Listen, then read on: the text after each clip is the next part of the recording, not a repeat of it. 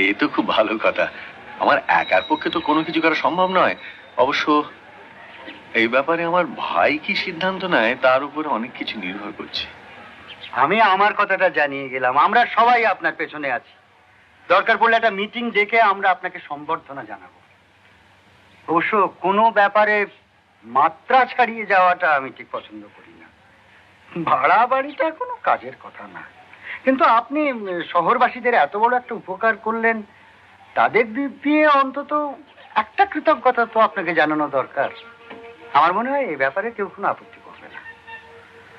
সম্বর্ধনার সময় এটা নয় অধীরবাবু, আগে সংকটমোচন হোক, তারপর সব ভাবা যাবে। যাই হোক, আমি আমার ইচ্ছেটা জানিয়ে দিলাম। আপনাকে অশেষ ধন্যবাদ। আচ্ছা, তাহলে আজ আমি আসি।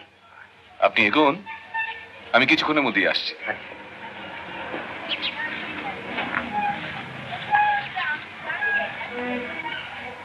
আপনার 5 মিনিট সময় হবে? হ্যাঁ, ওই 5 মিনিটই হবে, কারণ আমার ভাই আসছে। ঠিক আছে, আমি সংক্ষেপেই সারছি। বলো। এই যে একটা পরিস্থিতির সৃষ্টি হয়েছে, আপনার মতে এই অবস্থায় একটা প্রগতিশীল কাগজের কি করা উচিত?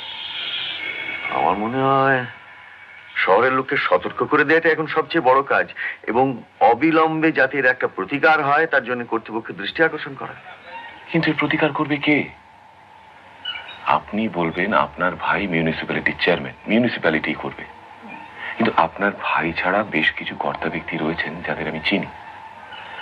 আমার কাগজে যখন নদীতে মাছ মারার খবরটা বেরোয়, তখন তারা আমার অফিসে এসে আমাকে শাসিয়েছিল যে চণ্ডীপুরের কোনো রকম দুর্নাম করলে ওরা আমায় দেখে নেবে। আসলে চণ্ডীপুরের প্রসপ্যারিটিকে এরা কাজে লাগাচ্ছে নিজেদের ভবিষ্যৎ গুছিয়ে নেবার জন্য। এই চণ্ডীপুরের সবচেয়ে বড় অ্যাট্রাকশন হলো এই ত্রিপুরেশ্বরের মন্দির। এর দৈনিক আয় কত শুনলে মাথা ঘুরে যায়। এর কিছু অংশ এই কর্তা ব্যক্তিদের পকেটে যাচ্ছে না, এটা আমি বিশ্বাস করি না। আমি চাই এদের মুখোশ খুলে দিতে।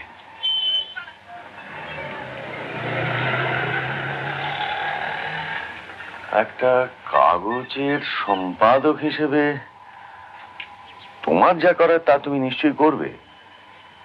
আমি এইসব ব্যুরোক্র্যাটদের চিনি, কিন্তু আমাকে তো আমার নিজের সমস্যাটা নিয়েও ভাবতে হবে।